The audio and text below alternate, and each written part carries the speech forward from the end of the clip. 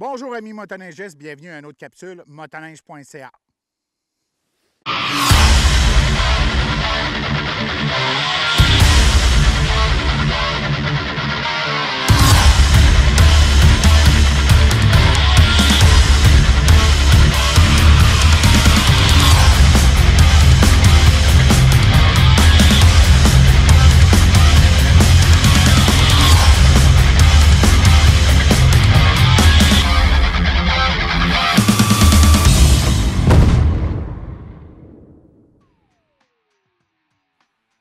Après avoir roulé plus de 6000 km avec la Ski-Doo Renegade X 850 2017, il me fait plaisir de vous présenter le bilan de cet essai long terme.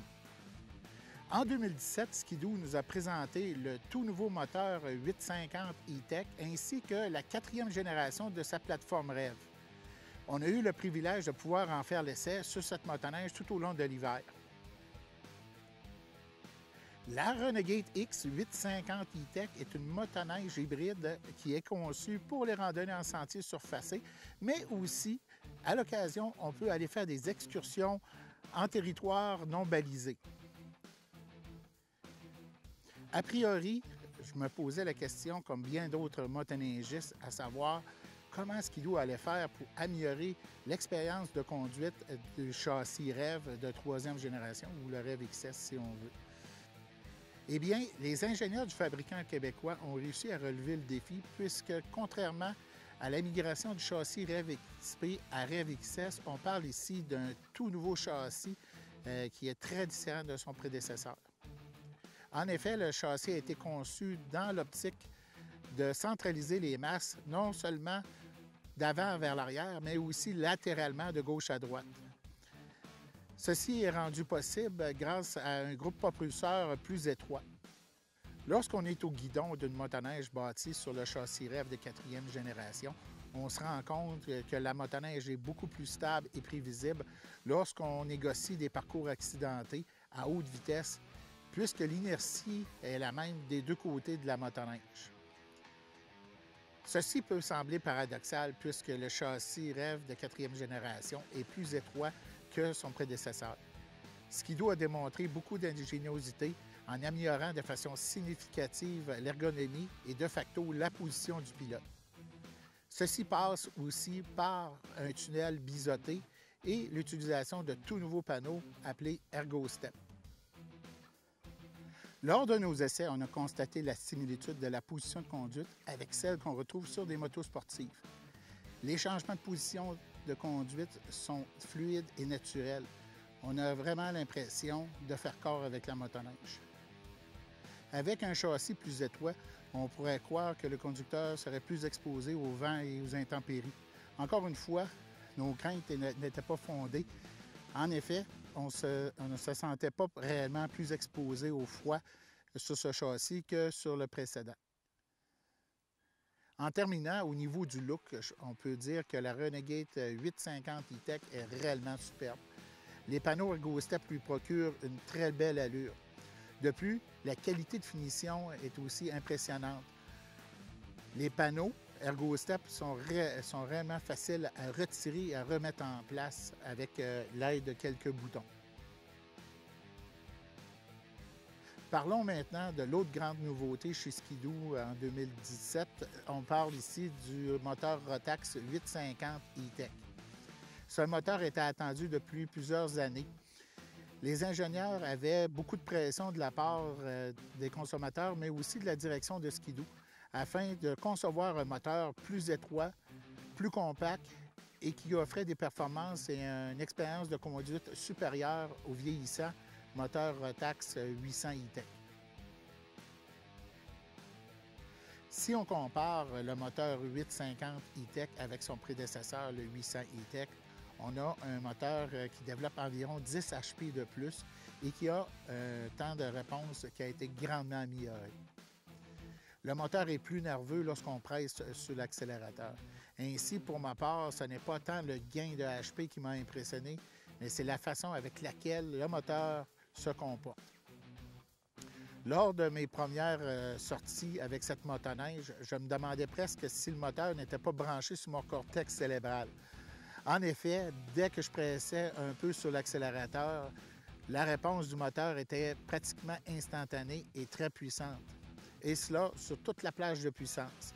Les accélérations avec cette motoneige déclenchent un sourire de satisfaction instinctif. La transmission de la puissance d'un moteur vers la chenille est un élément essentiel pour bien apprécier les performances d'une motoneige. Ainsi, pour le moteur 850 E-Tech, Ski-Doo nous a introduit une nouvelle poulie motrice P-Drive qui accomplit très bien son rôle. La puissance se dirige vers la chenille avec beaucoup d'efficacité, ce qui offre des performances réellement impressionnantes. La suspension avant travaille très bien. Ski-Doo a dû adapter la RAS 2 qu'on retrouvait sur l'ancienne plateforme pour la mettre sur la REV de 4e génération. Les amortisseurs HPG+, offrent un débattement de 9 pouces ou encore 233 mm. Ainsi, la RAS 3 absorbe bien les bosses et les trous qu'on peut retrouver tant en sentier qu'en hors-piste. À l'arrière, c'est pas surprenant, on retrouve la fameuse suspension AirMotion qui offre un excellent confort. Sur l'unité qu'on a eue en essai, on avait le système d'ajustement rapide dans les marchepieds. Ceci nous permet de facilement et rapidement et sans outils ajuster la suspension arrière. Bien qu'il s'agisse d'une option qu'on peut apprécier, ça ne change absolument rien aux performances de la suspension arrière. Par contre, je dois avouer qu'il est beaucoup plus agréable d'utiliser ces ajustements que de se coucher par terre sur les abords du sentier à moins 30 degrés. Puisque je fais référence au système d'ajustement, j'en profite pour vous parler des skis de pilote TS ainsi que du guidon ajustable. Dans le premier cas, la grande particularité des skis pilote TS est qu'ils permettent d'ajuster la hauteur de la lisse, ce qui est vraiment unique dans l'industrie. À mesure que les conditions du fond de sentier peuvent évoluer au cours d'une même randonnée, on peut changer la hauteur de la lisse et ainsi on va avoir de plus ou moins de mordant selon ce qu'on désire. De ce côté, le guidon ajustable est selon moi un élément essentiel si on désire profiter au maximum de la plateforme REV de 4e génération ainsi que des panneaux ErgoStep. En effet, on peut avancer et reculer la position du guidon selon notre type de conduite. Ainsi, lorsqu'on désire adopter une conduite plus agressive, on avance le guidon. Lorsqu'on désire rouler de façon plus décontractée, on positionne le guidon vers l'arrière. Ce qui est vraiment génial, c'est qu'on peut changer la position du guidon en 5 secondes et cela n'affecte en rien l'angle des contrôles sur le guidon. Le poste de pilotage de la Renegade X850 E-Tech est très bien conçu. Au centre, on retrouve un bloc de cadran qui offre une très grande variété d'informations. On peut facilement ajuster le cadran afin d'y afficher les informations que l'on préfère. Je dois avouer que la possibilité d'ajuster les cadrans à partir des 2 boutons sur le bloc de commande est vraiment un détail que j'apprécie grandement. On peut donc changer l'affichage tout en roulant. Le bloc de commande est situé sur le côté gauche du guidon. Il est très bien conçu et la position des boutons est naturelle. On s'y habitue très rapidement. De plus, les boutons sont rétro-éclairés, ce qui est très pratique le soir pour ceux qui sont moins familiers avec la position de ceux-ci. Parlant rouler nuit, les phares halogènes offrent un bon éclairage, mais sans plus. On retrouve beaucoup de modèles qui sont maintenant équipés de phares d'ailes ou encore au LED de série. Ce type d'éclairage est de beaucoup supérieur, tant au niveau de l'intensité que de la portée. Ski-Doo offre tout de même un ensemble de phares d'appoint en option. Au niveau du confort, la Renegade X850 est équipée d'un pare-brise mi-haut ainsi que de protège-mains. Les poignées et le pouce chauffant sont très efficaces et offrent 8 niveaux d'intensité.